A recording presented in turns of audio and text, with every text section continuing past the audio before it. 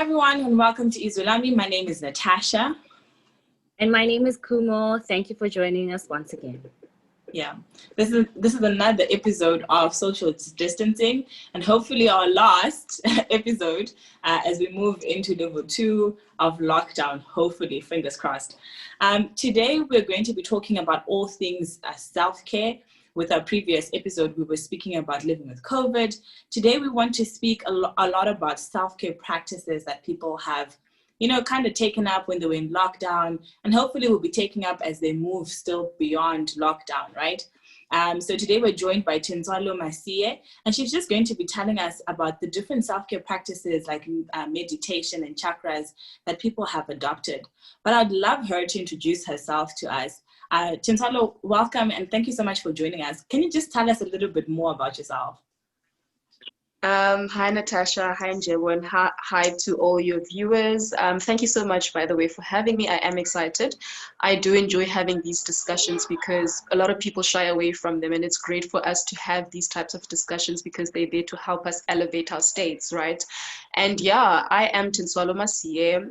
Currently all about self-healing, self-empowerment, women empowerment, and just creating a better space for all of us to thrive in who we truly are, in understanding our purposes, and just who we're meant to be in this lifetime. That's really exciting. Yeah. So Tintswalo, I mean, you mentioned self-healing, and I think that means a lot of things to different people as they go to different journeys, right? Is there a specific area that you target, or is it just like a general, let's deal with what you're going through as a person? Well, self-healing, for one, is all about going to, because you do find people who suffer from cancer, people who suffer from mental illnesses like your schizophrenia and post-traumatic stress disorders. And many people are usually given a diagnosis and are given medication to, in a way, just suppress what they're going through, as opposed to being taught that there are ways that your body has those healing properties for you to, in a way, eliminate completely that cancer, that thyroid, that, so people are not yet taught in modern science and in this industry, in this time and age now. People are always told to look into medication to suppress, as opposed to going into the healing properties of our bodies. So self-healing is all about that, being able to use certain techniques, and going in understanding childhood traumas have caused us to hold on to certain behaviors, and why we start responding to certain people, certain experiences the way we do, where we start becoming hypervigilant, where we start becoming trapped in that fight, flight, survival mode, where we're constantly reacting and are anxious and depressed because of certain things that happen, and we don't understand how those are actually triggering us, So self-healing is about going into those parts of yourself to identify what those things are and start looking into the healing properties of your body, but incorporating your meditation, your yoga, and just having a good diet, etc. Mm-hmm. So I think maybe I'm on Twitter a lot, and people just making really funny jokes and memes about it. But I think it would be important if we understood really, like, what is it called in totality? Like, what are chakras? Is it a specific practice that it's called when you do yoga, when you do sound baths, when you're into meditation? What is it, and where does it come from, and how has it kind of helped people be more in tune with the self? Mm-hmm. Well, for starters, if you do know, everything is energetic, right? The universe is energetic, the sky is energetic. Everything that is solid is not solid. It's made up of particles, and all these particles are subatomic particles which behave in a way where they organize themselves to what we see and hold. Anything that is tangible is not solid. It's made up of energy, and so are our bodies. So there's no such thing as energy of the tree, energy of the body, energy of a car. Everything is made up of billions and trillions of these light photons, which are called subatomic particles. So when you understand that the universe is vibrating according to these energy packets, these energy particles, you start to understand that we are all connected to this one energy that is emanating from, you know, the universe, right? And source as well, God as well. Everything is on an energetic level, right? So because our bodies are energetic, there should be a system that is in a way operating and allowing us to in a way have a good functioning energetic system, and that is our chakras, right? So our chakras are in our body. There's a lot of chakras, but the main chakras are the 7 chakras that run up our spine from our tailbone all the way up to our over our head. So those regulate certain organs. They regulate our aura. They regulate our intuition. They regulate how certain energies, you know, like if how can I put it? But yeah, they basically regulate everything that happens in our life, you know. Yeah. They connect us to nature. They connect us to our dreams. They connect us to, you know, even eating organic food. Everything has energy. When you eat certain foods, you are more filled up with the energy to tap into your pineal gland in order for you to be elevated, to tap into those superpowers that human beings do have, you know, the clairvoyance and all of that, being able to tap into certain realms, being able to teleport, being able to, you know, those types of things. So those chakras, when they are blocked off, they cause us to have all the diseases that we have. They cause us to have all the dysfunctions in our brain and in our body. Yeah. So Tintswalo, I mean, I find the concept of chakras very interesting, right? And I guess I've just been lazy to try and go and research like in depth. But I guess this is why you're here. So as a person, if there are 7 chakras, how do I know which ones I need to work on and which ones like don't need so much attention? And if I do work on certain chakras, I mean, well, what are they actually linked to? You know, how am I actually going to be better? Okay, what we first need to do is identify what is not going okay in your life. And that can, in a way, guide us. You know, if you've got certain addictions, if you've got certain habits, if you've got self-sabotaging thoughts, if you're someone who isn't vocal enough to speak your truth or even voice your opinion, then we can definitely identify which chakras need to be unblocked. And thing is, each and every one of us somehow experienced childhood trauma, whether we believe we've grown up with great parents or not, you know. And to a certain extent, that childhood trauma causes parts of our chakras to close off, because childhood is where safety is the foundation. Childhood is where parental love is an obsession. And when those things are not necessarily there, you start feeling like the world is not a safe place. And because our root chakra is all about safety, it's all about security, a whole lot of the issues that we have now are caused by the fact that our root chakra was blocked off in our childhood. And once that is blocked off, it starts moving up to all the other chakras, allowing you to start having coping mechanisms like taking drugs, like having too much sex, overindulging in food and certain things, which continuously moves up to all the other chakras, influencing and affecting certain areas of your life. Yeah. So what are some examples of like childhood trauma or like an imbalanced root chakra that we could bring into life? Yeah. So what childhood trauma looks like is being a child and you don't feel as though your parents necessarily are giving you the love and attention that you need. You know, you're not seen, you're not heard, your uniqueness is not validated. Kids tend to internalize those types of things. You know, kids are obsessed with proving to their parents that they are lovable. Kids are obsessed with showing their parents that, you know, they are special in whatever way they are.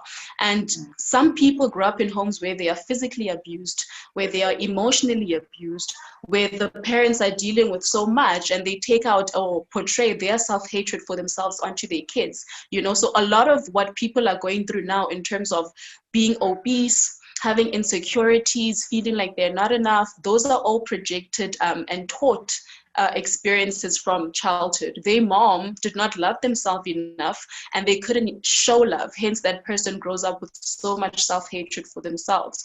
You know, everything that brings us together, that makes us feel connected, is love. And when love is not there, I mean, even when you have a partner, you constantly want to feel like you're loved. So imagine having a child who isn't feeling like they're loved, who isn't feeling like they're taken care of, who isn't feeling safe, who's constantly growing up seeing their father beat up their mom, who's constantly seeing their sister being molested by their dad.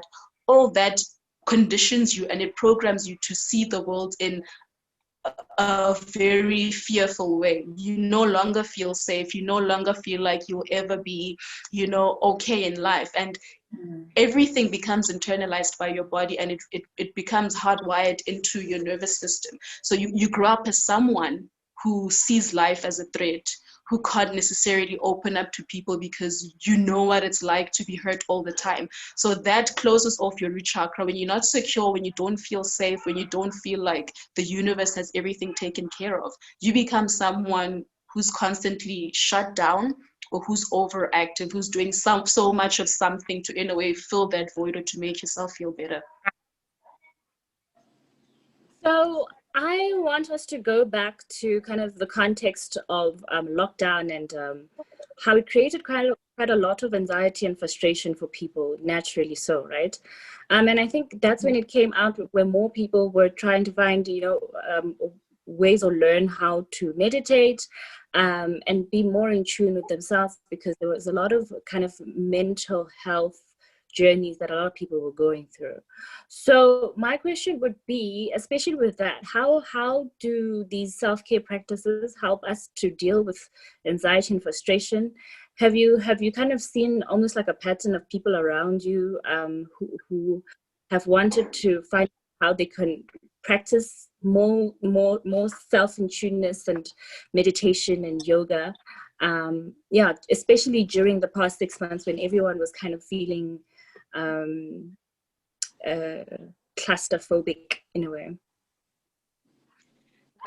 What lockdown has in a way opened people up to see the truths of what they have been suffering from, because people are not necessarily able to identify those things because of the coping mechanisms that they've put in place. Hence, people were always out every weekend, people were constantly drinking, and that's why it was such a big issue when cigarettes and alcohol were banned, because people use those to, in a way, make themselves suppress all the emotions that they don't want to deal with.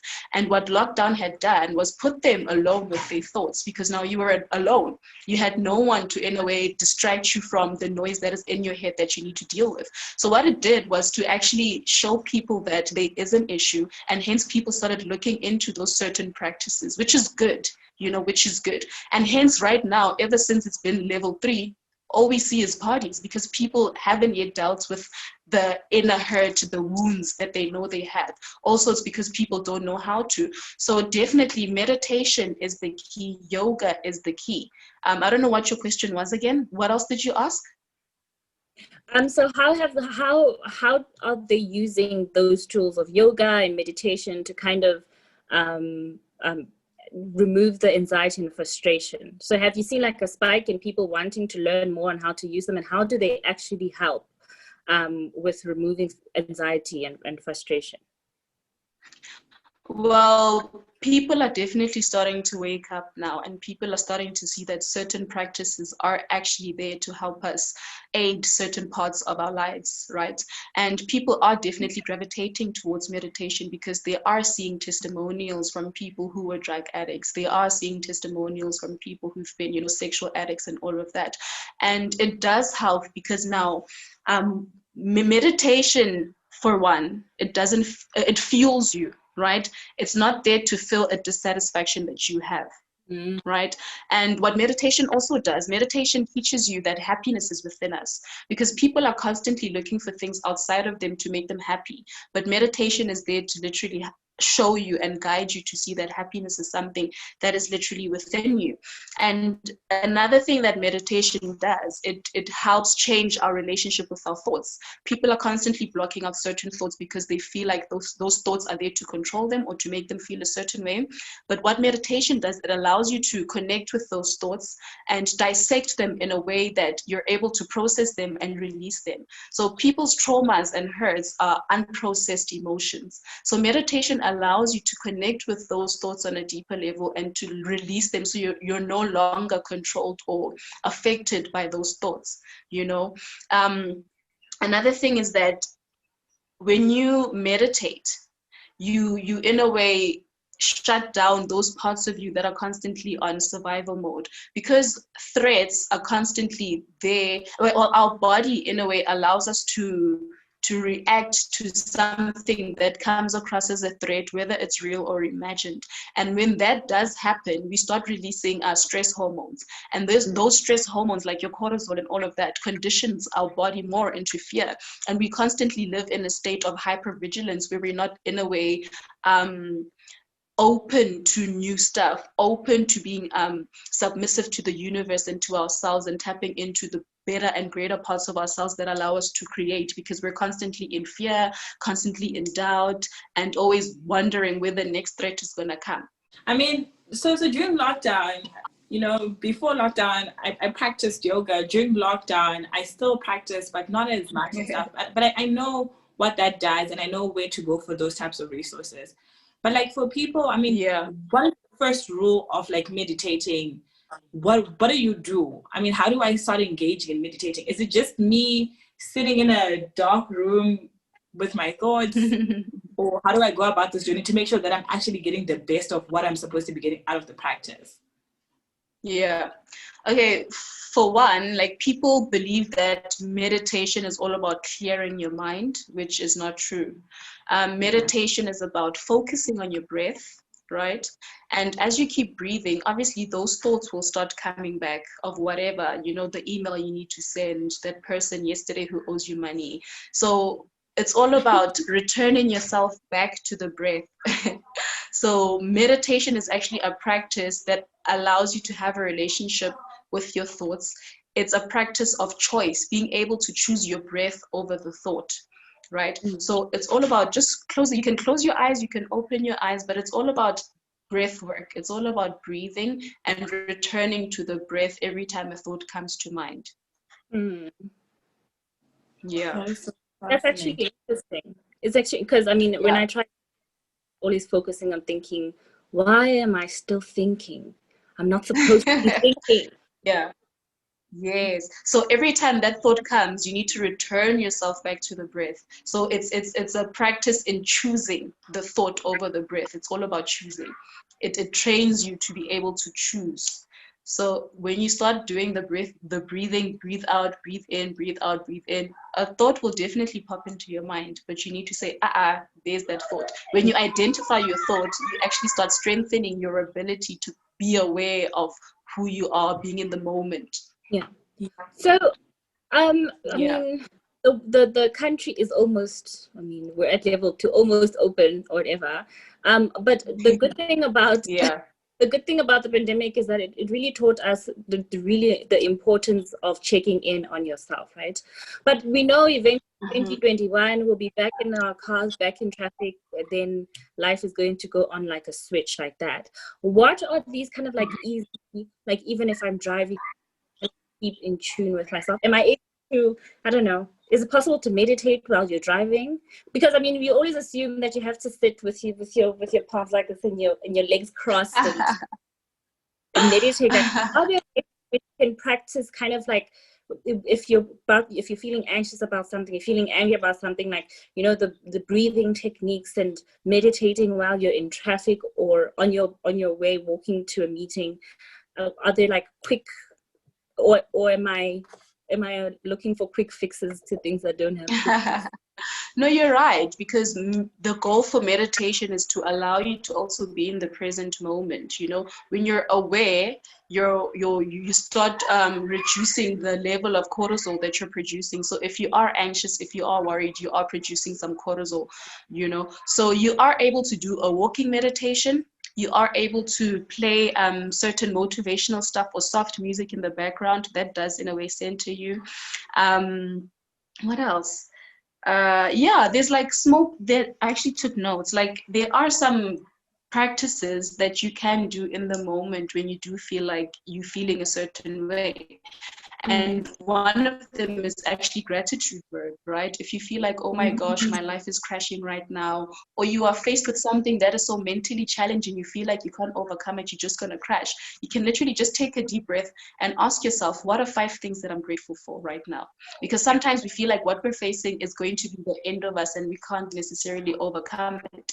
And it makes us overlook all the good things that are already happening in our lives. So it would be to take a deep breath and take a step back and ask yourself, okay, what are the 5 things that I'm eternally grateful for right now? And you start thinking, oh my gosh, I'm grateful for the fact that I am able to have a car. I'm driving to work.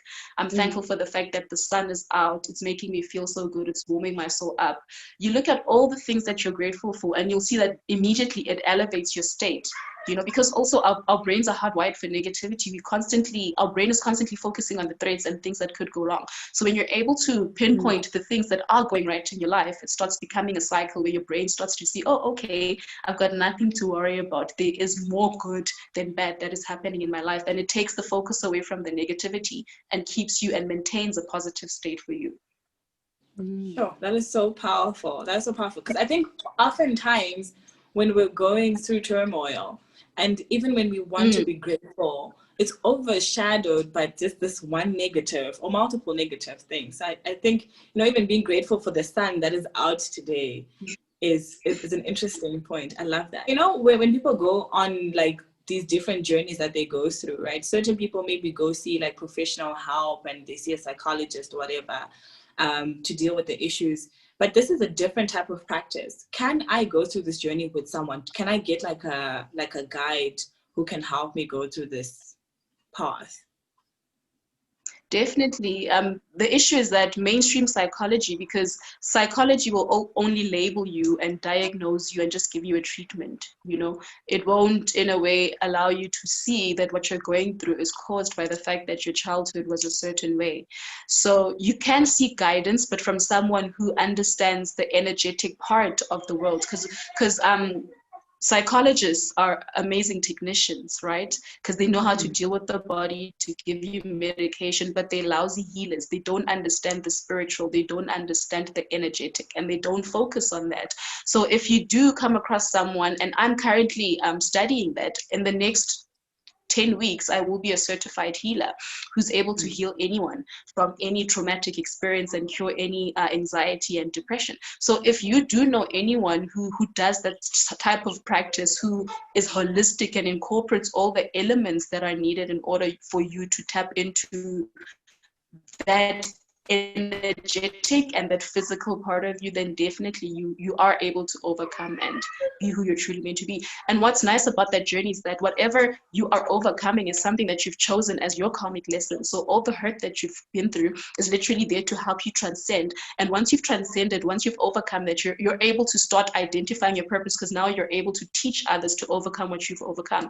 Now you're giving off of yourself and showing others to overcome the anxiety, to overcome the addiction. And your story will always be different from everyone else, and there's a reason you have that story.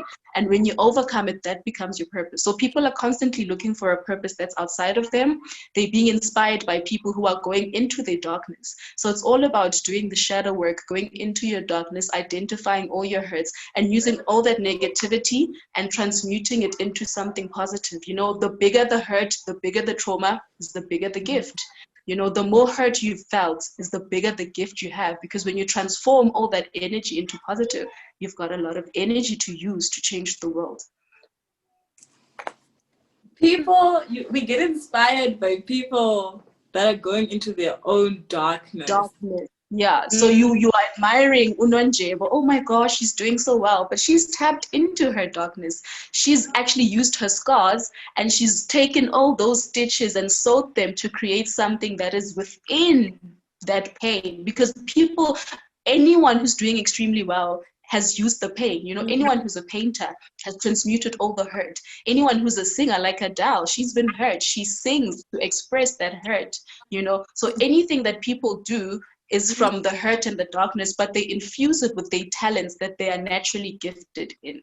That's what purpose is. People are constantly looking to come up with a purpose, but purpose is transmuting that darkness, bringing it into the light, and using it with those certain gifts and qualities that you have. And that's why no one can ever, you can't compete with people and say, oh my gosh, Nonje, we just started a company like this, I'm doing this. We're different. Our experiences are different, and our backgrounds are different in terms of how we've used certain energies and how we infuse them with our talents. So no one can never necessarily do the same thing that you're doing, because all of us are different, and our experience that have shaped us are different.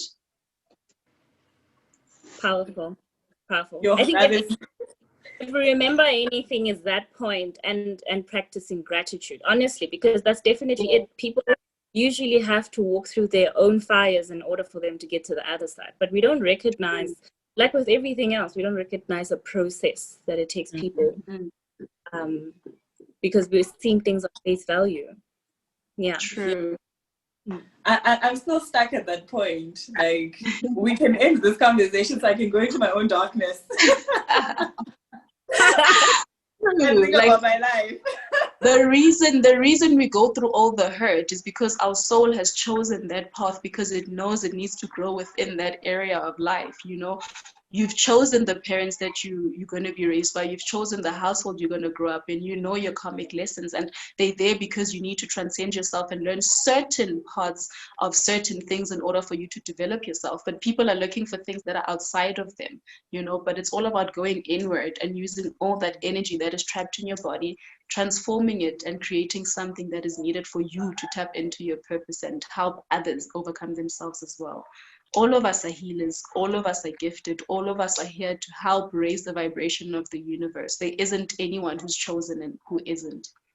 Yeah, no, this is amazing, Tintswalo. Like, I'm learning so much, and I'm sure Kumo as well. We're sitting in our respective areas, and we're just like, wow, mind blown, right? But if you were to then give someone advice who wants to start being more in tune with themselves, where is the best place to start, or to get resources to read up on, you know, how to actually go to the practice, or get in touch with someone who's going to be certified like you? What does that journey look like for someone who wants to get to know themselves a little bit more? You know what the amazing thing about the universe is, and it's also quoted in the Bible, that before you ask, it's already given. So by the thought that you have on getting certain information, you'll find that immediately when you open your phone, you'll stumble on exactly what you've been contemplating or asking yourself. So everything is at our disposal only when we have the intention to, in a way, look it up. So you don't, like, everything is found on the phone. Everything, like, the world has come to us now. There isn't anything you can't find on the internet, but you'll never find it if you aren't in that state of mind that wants better for themselves, that wants change, that wants upliftment. So the universe works like that. Any thought you think, it brings the experience to you. If you can think of, and I'm sure you've experienced that too, where you feel like, oh my gosh, what a coincidence, I actually just thought of this and now it popped up. Oh my gosh, what a coincidence, I actually just thought of Kumo and she just called me. Oh my gosh, Kumo, that's actually what I was telling my mom, and now you're bringing it up to me. Because everything is vibratory, and anything that vibrates on your level comes sent to you. It becomes one with you, and hence that's how manifestation also works. If you aren't thinking of your dream home, you'll never get it. You know, if you aren't thinking of the type of person you want to be in the next 5 years, you'll never become that person, because you aren't vibrating at that level, and your frequency can't be attached to any other frequency of that magnitude, you know, because you're still at a low vibratory level. So it's all about intention. It's all about you taking time to, in a way, envision, because now the universe uses the blueprint that is in our mind. The universe can't give you what you are not showing it. You know, it's like wanting someone to buy you food, but you're not telling the person what type of food you want. So the universe works like that too. If you want a car, be specific, be intentional, be deliberate. Know the type of car you want, know the spec. There is no such thing as universe, I want a car. The universe can't just give you a random car. But there is such a thing as universe, I want a Range Rover Velar with black interior. I know that it's 260 kilowatts, you know. So you need to be very specific with everything that you want and intentional in life, because you can only get it when you know what it is. But you don't need to, in a way, scratch your head and think, oh my gosh, how am I going to get it? Because the universe has it covered. All you need to do is know what it is, be deliberate in your thinking. And, you know, yeah, that's what it's about. So the universe will always give you anything that you feel like you want and you're ready for. So if you ask a question, it answers. It can be through a bird passing. It could be through, at times I do that as well, where I'm like, oh my gosh, I just had this thought, universe, please reaffirm it. And then I get a call from someone. Like last week, I had a thought where I was so doubtful, and not because of me, but someone else was making me doubtful of a TV show that I want to, blah, blah. And same time, I thought to myself, like, I can do this. Universe, give me a sign. Someone immediately called me and says, oh my gosh, Tintswalo, I dreamt of you. You had a TV show and you were interviewing me. I'm like, there's my sign, So the universe constantly has answers to the questions that you have, but people aren't asking, people aren't seeking, people aren't, intentionally and deliberately putting themselves out there to receive the answer. Yeah. Thank you for that, Tintswalo. Thank you for giving us just like self-care lessons. I think it's really important, guys. I'll never forget the gratitude one. And it's interesting because there's an app on my phone called Super, and they force you. Well, they don't force you. You can like shush away, but they ask you to practice gratitude, like always like a form of you Every day. out of like maybe darkness or like a busy day to say what is actually going wrong. So because when do we find ourselves saying thank you? We find ourselves saying thank you when we've received something. So when you are in a state of gratitude, you're also putting the step out there to the universe to be of reception. So if you're constantly giving thanks, you'll constantly be receiving more as well, because you're affirming that state of reception. Sure.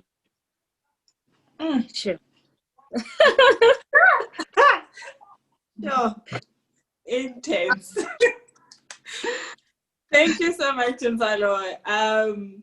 We definitely need to have an in-person part 2 and really unpack this. I don't think Zoom will ever do us justice to how we're actually feeling about this conversation. But thank you so much for the time and the effort, to come on and tell us about these things, right? Childhood trauma is being intentional, manifestation. Yes. We often sit and we blame ourselves for things, but we also are in a position to uplift and open doors for ourselves, right? Everything has energy. I loved that so much. And we are supported by the universe. The universe is there to transpire all our intentions and our wishes and our desires. So you don't necessarily need your parents to piggyback on them to create a certain life that you want, because already everything is energetic. And like I said, no solid object is solid.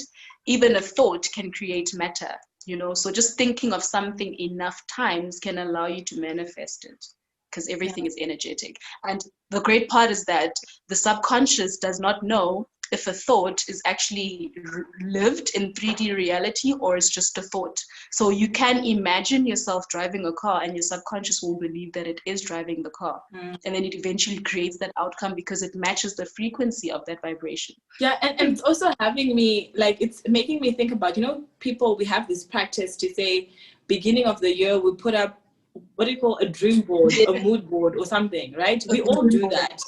Yeah, and visual board, a vision board. And then we cut out articles and things from magazines. And then come end of the year, we're like, yeah, but I got a new job. I did this. It's because we were actually manifesting. Exactly, yes. You were creating the blueprint. So your subconscious doesn't know if that house is already there when you keep imagining it, or if you're actually just thinking about it. So even the thought is energetic. So when it's vibrating at a certain frequency, the house needs to match it because the frequency is aligned. You find yourself having that house and you don't even understand how, but the universe has structured everything to get you to that outcome. Sure. Hectic. Thank you so much, Tintswalo, for this great conversation. Yeah. And thank you everyone for watching. If you have any questions for Tintswalo, please drop them down in our comment box. We will definitely have a part 2 in person. But thank you so much once again. Please don't forget to comment, like, and subscribe to our channel. And we'll see you with our next episode. Thank you so much. Bye. Thanks for watching.